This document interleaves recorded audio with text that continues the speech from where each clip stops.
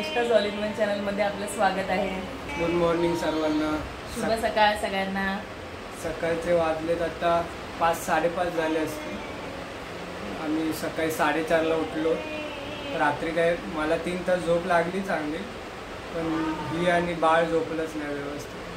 रात्रभर जागत होतो। बाळाच्या टायमिंग मध्ये चेंज झाले ना सगळे, काल खाण्यापिण्याचे परत झोपण्याचे, त्यामुळे चिडचिड करत होती जरा ती। ठीक आहे, मला पण एवढी झोप नाही, 3 तास झोप लागली।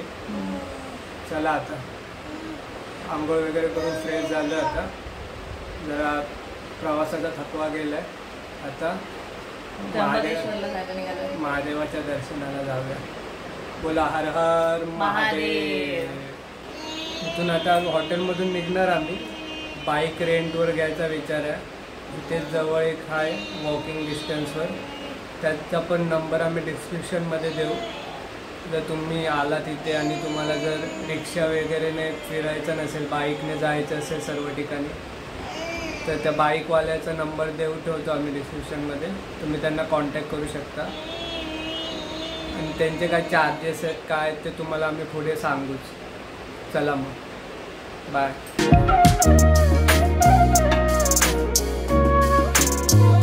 आता आम्ही हॉटेलमधून बाहेर पडलो आहोत। समोर दिसते ती हॉटेलची छोटी पॅन्ट्री आहे आणि हे वॉश बेसिन आणि कॉमन टॉयलेट आहे। हॉटेल एकदम नीट अँड क्लीन आहे, एकदम स्वच्छ। हॉटेलचे सगळे डिटेल्स सगळे आधीच्या व्हिडिओमध्ये दिलेले आहेत, तुम्ही बघू शकता। आणि हॉटेल तुम्हाला आवडलं तर तुम्ही नक्की इथे येऊ शकता। आता आम्ही चाललो आहोत बाईक रेंटवरती घ्यायला। हॉटेलच्या बाहेरचा परिसर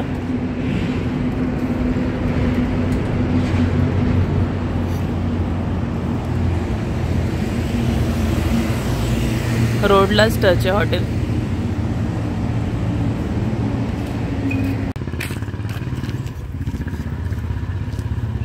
सकाळी सकाळी मस्त वाटते चालायला।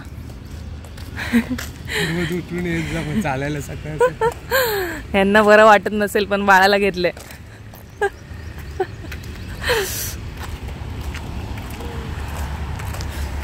लँडमार्क आहे नारायणी हॉस्पिटल आहे आणि हा पूर्ण समोर अपोजिट साईडला दिसतोय तो जॉगिंग ट्रॅक आहे आणि इथे पाण्याची टाकी आहे। हॉटेल पासून हार्डली 5-7 मिनिटावरती आहे वॉकिंग। मस्त वाटतं आकाशाचा कलर। आता आम्ही ऑलमोस्ट पोहोचलो आहोत जिथे बाईक रेंटवरती मिळतात तिथे। जवळपास 1 किलोमीटर आहे। आम्हाला वाटलं जवळ असेल, पण हा सगळ्यात बेस्ट ऑप्शन आहे, म्हणजे सगळ्यात जवळचा ऑप्शन आहे तुम्हाला जर बाईक रेंटवरती हवे असतील तर। आता आम्ही गाडीची टेस्ट ड्राईव्ह करत आहोत। गाडीच्या कंडिशननुसार त्याचं रेंट डिसाईड होतं। स्टार्टिंग रेंट 500 रुपीज आहे आणि डिपॉझिट 2000 रुपीज आहे।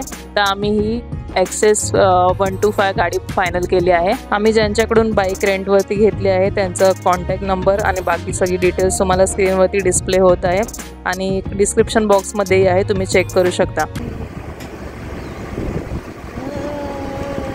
निघालो मी आता ॲक्टिवा घेऊन। 6:45 वाजलेत ऑलरेडी।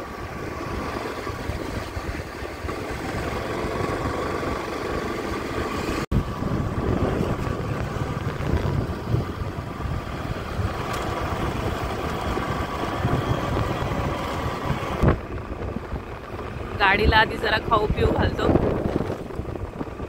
नंतर प्रवासाला सुरुवात करतो।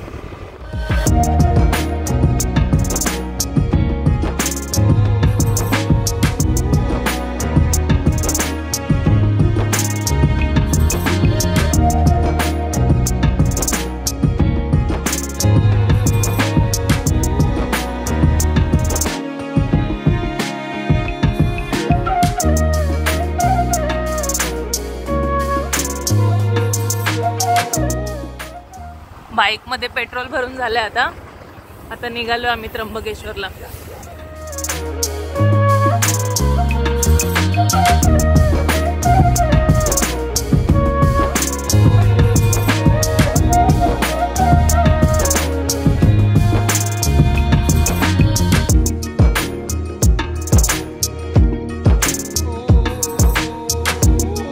शॉप वगैरे सगळं काय बघून असं वाटतं मुंबईतच आहोत, पण रस्ते बघून नाही वाटत मुंबईत आहोत.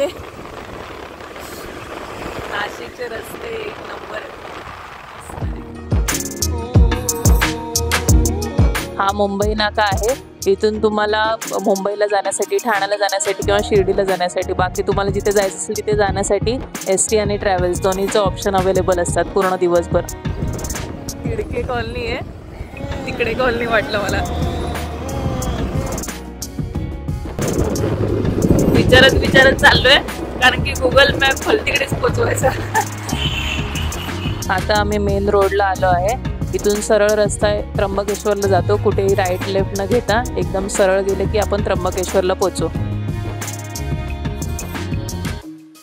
रस्त्याच्या दोन्ही बाजूंना मस्त झाडं लावलेली आहेत फुलांची, आणि छान मेंटेन परिसर केलेला आहे नाशिक महानगरपालिकेने.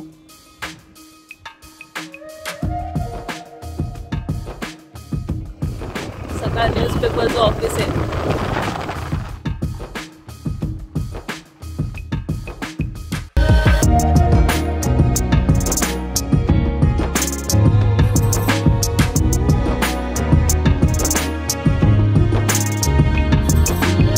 त्र्यंबकेश्वरला जातानाच रस्त्याच्या कडेला आम्हाला श्रीरामांची, महाराजांची आणि आदियोगी शंकराची सुंदर सुंदर मूर्त्या दिसल्या. रस्त्याच्या आजूबाजूला जी झाडं आहेत त्यांना मस्त मोहर आलेला आहे.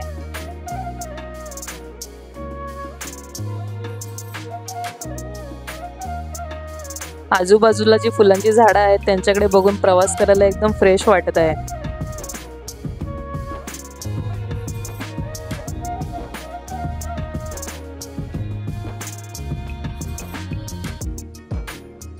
नाशिकमधल्या बऱ्याचशा मिसळ फेमस आहेत, त्यातलीच ही एक ऑस्करवाडी मिसळ आपल्याला दिसत आहे.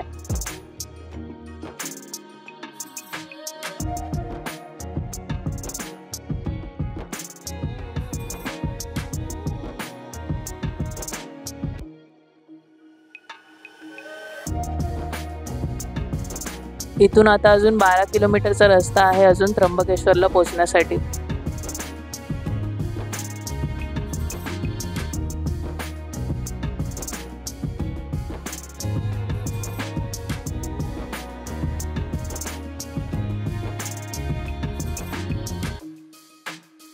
आता समोर जो आपल्याला पर्वत दिसत आहे तो अंजनेरी हा एक किल्ला आहे.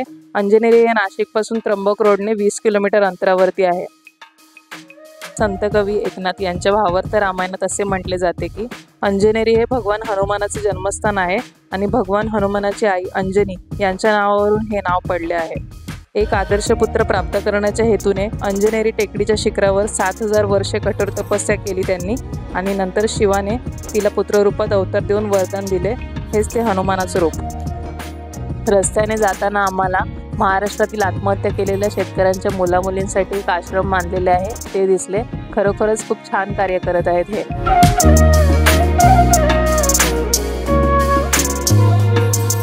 पोहोचलोय आम्ही आता महादेवांच्या नगरीत, श्री क्षेत्र त्र्यंबकेश्वर मंदिराच्या इथे.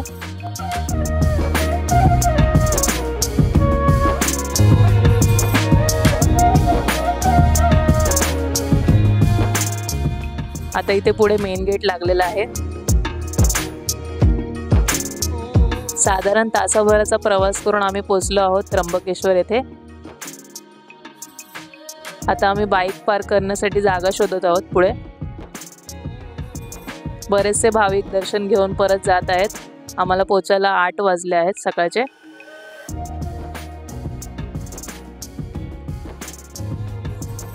लागून सुट्टी असल्यामुळे बरीच गर्दी दिसत आहे.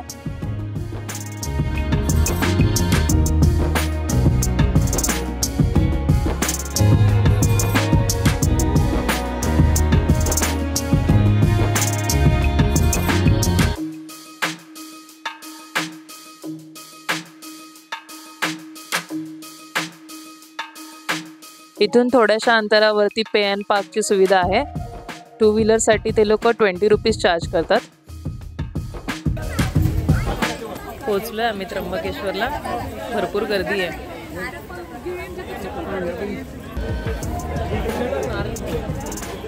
नारळ, फुलं,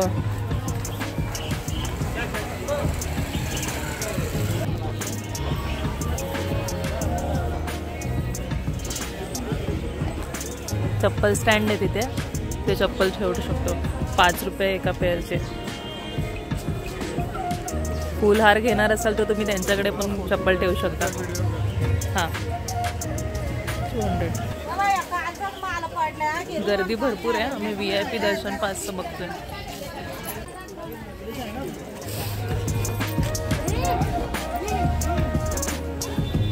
प्रसाद, फुलं सगळं मिळतं मध्ये. काय टी-शर्ट आहेत.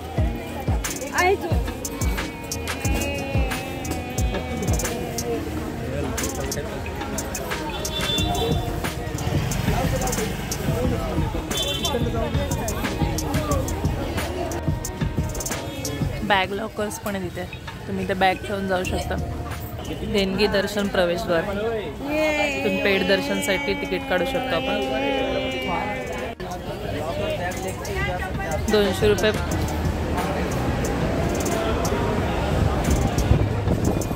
लाईन बघा किती आहे.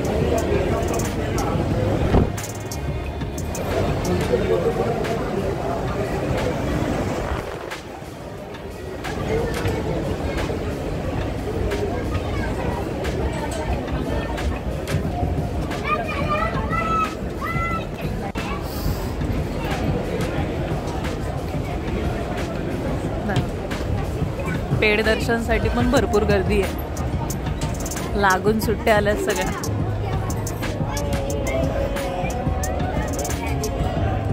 पास काढण्यासाठी पण एवढी लाईन आहे, भरपूर गर्दी आहे. पास काढण्यासाठी फक्त कॅशच घेतली जाते. कार्ड पेमेंट किंवा जीपे वगैरे नाही करू शकत तुम्ही. Only cash accepted. इथे येते तर नक्की स्वतःजवळ कॅश बाळगा.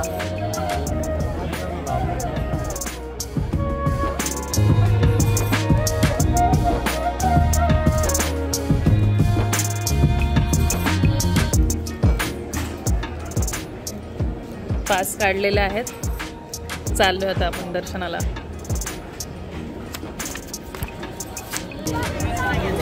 उत्तर महाद्वार आहे, तिथून एंट्री करायची आहे पास काढल्यानंतर.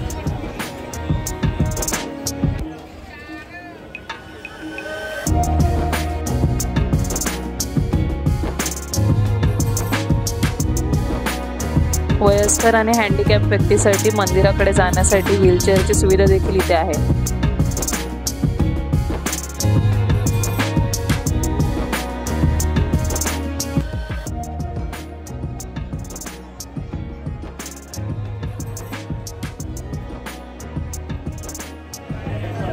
पास घेऊन पण एवढी लाईन आहे.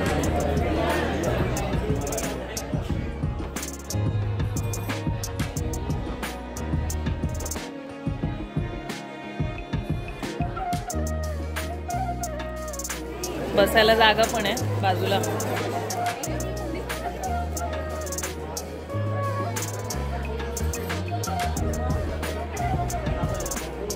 भगवान श्री त्र्यंबकराज यांचे जे मुख्य गर्भगृह आहे ते खूप खोल आहे आणि भक्तांना व्यवस्थित दर्शन घेता यावे म्हणून तिथे वरती एक आरसा लावलेला आहे. त्या आरशामध्ये बघून तुम्ही व्यवस्थित दर्शन घेऊ शकता.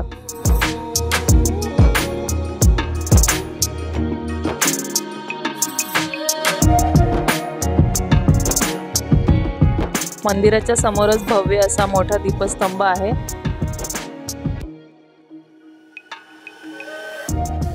आणि आता आमची हळूहळू दर्शनासाठीची जी रांग आहे ती पुढे पुढे सरकत आहे. महादेवाच्या मंदिरासमोरच नंदीदेवाचे छोटेसे मंदिर आहेत आणि इथे वरती ज्योतिर्लिंगाचा फोटो देखील लावलेला आहे.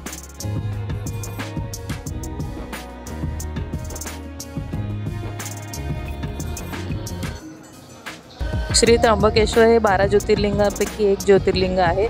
येथे असलेल्या ज्योतिर्लिंगाचे वैशिष्ट्य म्हणजे ब्रह्मा, विष्णू आणि महेश यांचे मूर्तरूप असलेली 3 मुखे.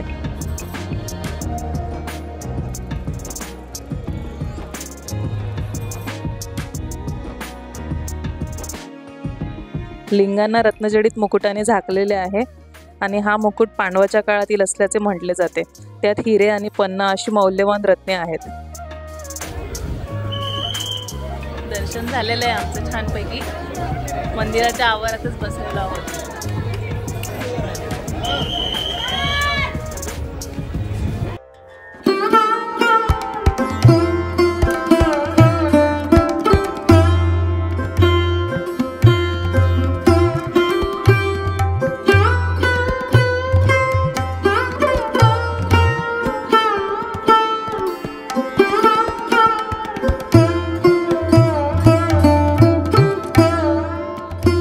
इतर सर्व ज्योतिर्लिंगांमध्ये मुख्य देवता शिव आहे।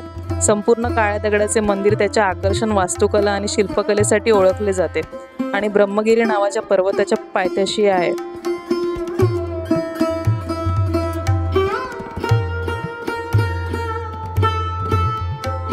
या कुंडाला कुशावर्त तीर्थ असे म्हणतात। हे 21 फूट खोल कुंड आहे।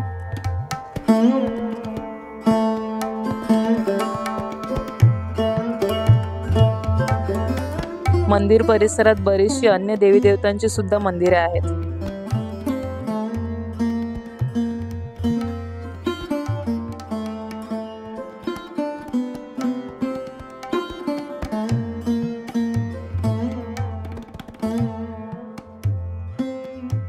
आम्ही एक एक करून सर्व मंदिरांचे दर्शन घेत आहोत।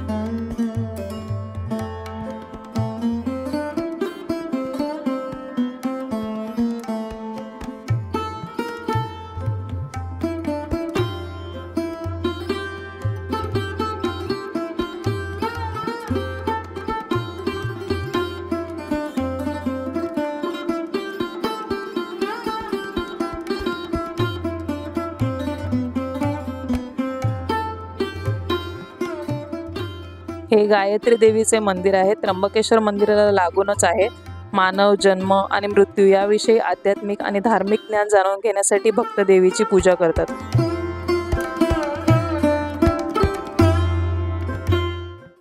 मंदिराच्या बाहेरच तुम्हाला वेगवेगळ्या प्रकारचे रुद्राक्ष, शंख, शिवलिंग सगळं मिळून जाईल तुम्हाला। मंदिराच्या जवळच हे भले मोठे कुंड आहे। बाजूलाच आजी बसलेले आहेत पिठाचे गोळे घेऊन, तर तुम्ही त्यांच्याकडून पिठाचे गोळे घेऊन माशांना टाकू शकता। पिठाचे गोळे टाकल्यानंतर मासे कसे जमा होतात बघा। तुम्ही बघू शकता इथे किती मासे आहेत ते। गोदावरी नदीचे 3 स्रोत ब्रह्मगिरी पर्वतातून उगम पावतात। मंदिराच्या बाहेर आल्यानंतर तुम्हाला इथे बरेच सारे स्टॉल दिसत आहेत। प्रसाद मिळतो इथे, कुंकू, पेरू,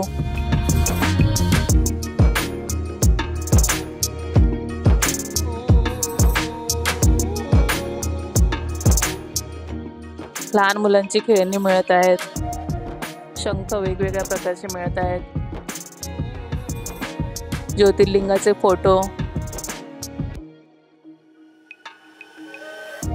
कडा, अंगठ्या सर्व काही मिळत आहे इथे तुम्हाला। उसाचा रसाचा स्टॉल दिसत आहे। इथे सुद्धा वेगवेगळ्या प्रकारचे शंख आहेत आणि शिवलिंग दिसत आहेत तुम्हाला। रुद्राक्षांच्या माळा, जपमाळा। गरमी चालू झालेली आहे तर इथे काकडी विकायला आहे। मंदिराच्या बाहेर चहा नाश्त्यासाठी आणि जेवणासाठी बरेच सारे ऑप्शन आहेत। बरेच सारे हॉटेल तुम्हाला मिळून जातील।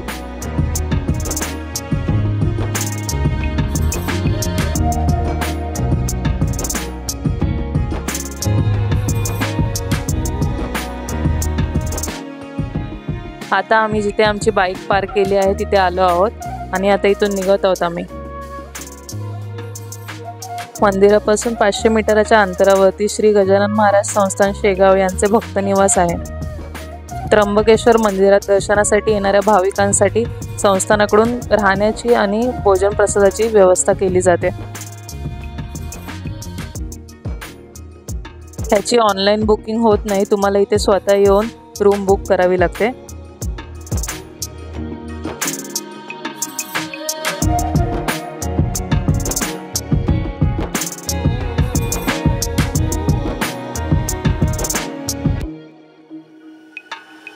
भक्त निवासाच्या परिसरामध्ये श्री गजानन महाराज यांचे सुंदर असे रेखीव असे मंदिर आहे।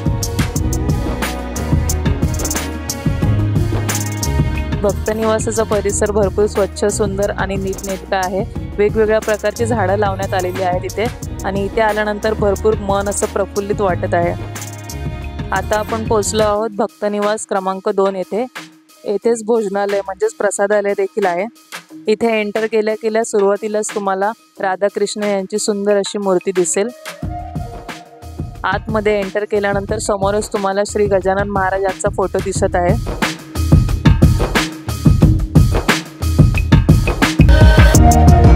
येथे नाश्त्याची वेळ सकाळी 5:30 ते 10 वाजेपर्यंत आहे। प्रसादाची वेळ सकाळी 11 ते 2 वाजेपर्यंत आणि सायंकाळी 6:30 ते 9:30 वाजेपर्यंत आहे। भोजन प्रसादाची किंमत प्रति व्यक्ती 50 रुपये इतकी आहे आणि कुपन घेऊनच तुम्हाला भोजनालयामध्ये आतमध्ये एंटर करायला लागतं। प्रसाद आलेला आहे। प्रसादामध्ये डाळ, लाल चण्याची भाजी, बटाट्याची भाजी, चपाती, लोणचं, सॅलेड, भात आणि गुळाचा शिरा आहे। या प्रसाद खायला। बोला श्री गजानन महाराज की जय। गण गण गणात बोते, हर हर महादेव। तर आता नाशिक सिरीजचा पार्ट 2 इथेच संपत आहे। हा ब्लॉग तुम्हाला कसा वाटला ते कमेंट करून मला नक्की कळवा। आणि आता आम्ही निघत आहोत पुढच्या प्रवासाला। नाशिक पार्ट 3 लवकरच तुम्हाला येईल। त्यामध्ये आम्ही नाशिकचे फेमस फूड स्पॉट कव्हर करणार आहोत, तर तो पार्टी बघायला नक्की विसरू नका। चॅनलवर नवीन असाल तर चॅनलला नक्की सबस्क्राईब करा, लाईक करा आणि शेअर करा। भेटूया पुढच्या व्हिडिओमध्ये, तोपर्यंत बाय।